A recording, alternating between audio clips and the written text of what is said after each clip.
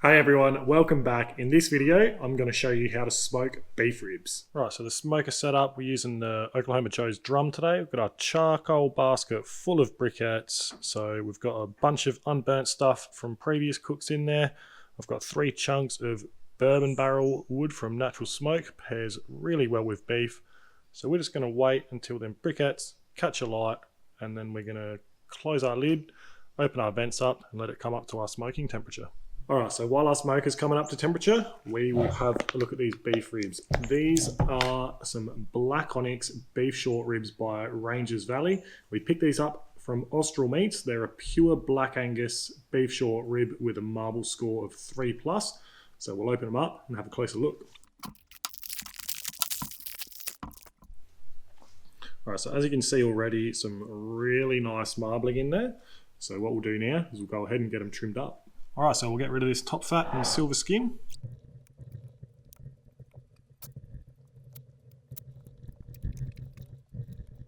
Alright, and then on the bottom, looks like part of the membrane's already off, but you can either remove the membrane or you can slice in between the bones.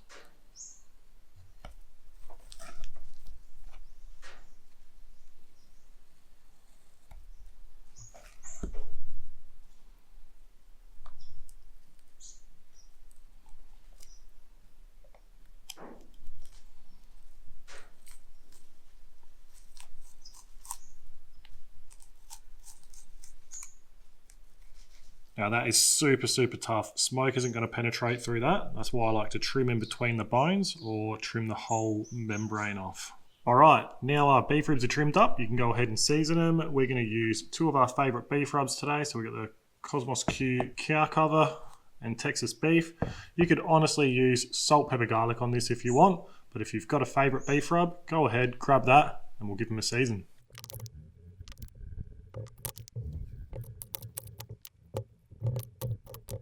Alright, so our ribs are trimmed and seasoned, our smoke is just about up to temp, so let's get them on.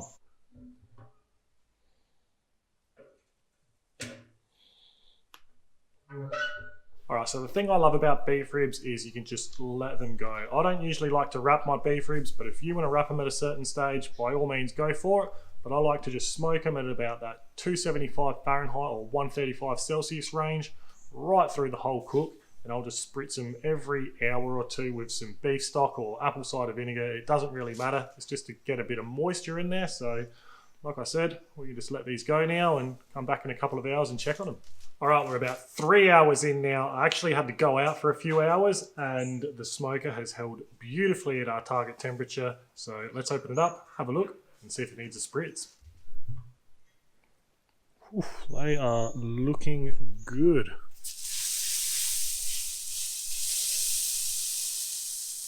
We'll also have a quick check of the internal temperature just so we can see where we're at.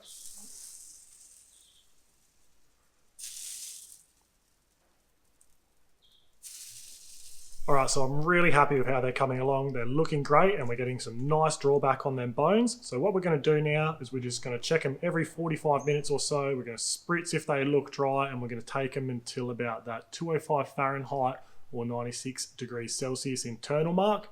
Once we get there, we're going to make sure they're probing right. If they're not probing really nice all over, we're going to take them a bit further. They might be done closer to that 200 range or might take them a bit further to that 210, 215. We're not sure, so we're just going to make sure we keep checking them and basically go from there. So we'll come back soon. All right, so while these beef ribs are cooking away, I thought we'd talk about smoke rings because we get asked all the time about them. How do you get them? What do you need to do? So I don't usually cook to get a smoke ring. If it comes out with one, happy days. If not, I'm not fussed. It doesn't really affect the flavour. It does make it look pretty, I guess, but I never cook to intentionally get a smoke ring. But I guess smoke sticks to moisture, so if you're spritzing, I guess that helps. If you're letting your meat sweat a bit before you put it in there and the moisture's starting to come out, I guess that helps as well. I guess if you use a water pan, that can help. Certain smoking woods, I believe, can cause a bigger smoke ring, like black wattle. I seem to get some good ones using cherry. I don't really know enough about the science behind it, but they're my tips if you do want a better smoke ring. Spritz, use a water pan and let your meat sweat a bit before you put it in, and then them smoking woods like cherry and black wattle. But again, I'm no expert in it. I don't know the science behind it. So make sure you do your own research. And I just suggest to cooking them the way you want it, and don't intentionally try and get a smoke ring. If it comes out with one, great. If not, don't stress. It's not going to affect the flavour. It's just not going to look as pretty, but that doesn't really matter at the end of the day. As long as it tastes good, that's what I like to aim for. So yeah, that's the smoke ring talk. All right, time for another spritz. Someone's hanging around because he can smell it. They're looking good.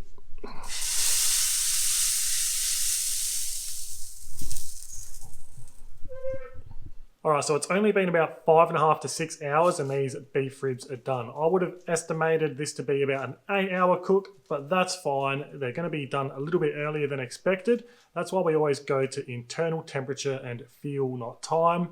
But that's fine. Since they're done early, what I'm going to do is I'm going to get them out, wrap them in some butcher's paper, and then I'm going to rest them in an esky until I'm ready to slice and serve them. So we'll have one last look, we'll have another probe around, and then we'll get them out. And if they're ready, we'll get them wrapped up and rest them.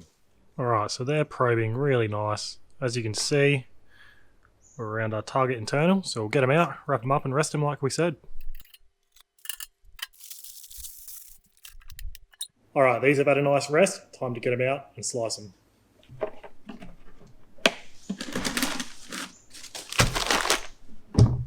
So they rested for about an hour and a half.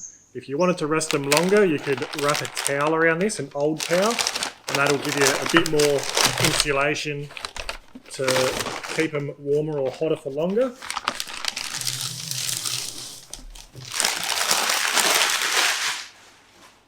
So we've got a beautiful Dow Strong slicer there. Let's cut one open. Oof. Oh, knife just basically falls through it. That looks amazing. Have a look at that. Oh, they're so soft.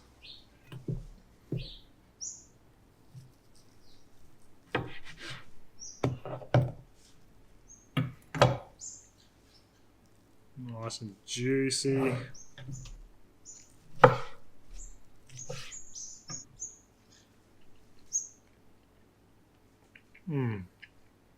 That is a great beef rib. That rub combination is always a winner. We use it all the time. Just a tenderness, great texture, amazing bark on the outside. Seriously, that's just so tender. That is what beef ribs are all about. That's why I love them. They're just so easy to do. So if you've enjoyed the video, make sure you leave a comment, hit that thumbs up, hit that heart button, turn that bell notification on so you don't miss any future videos. If you subscribe and turn the bell notification on, we'll notify you when our next video has been uploaded so you don't miss out. So that's all. I'm going to go cut the rest of these up, serve them with the family. So we'll see you next time. Cheers.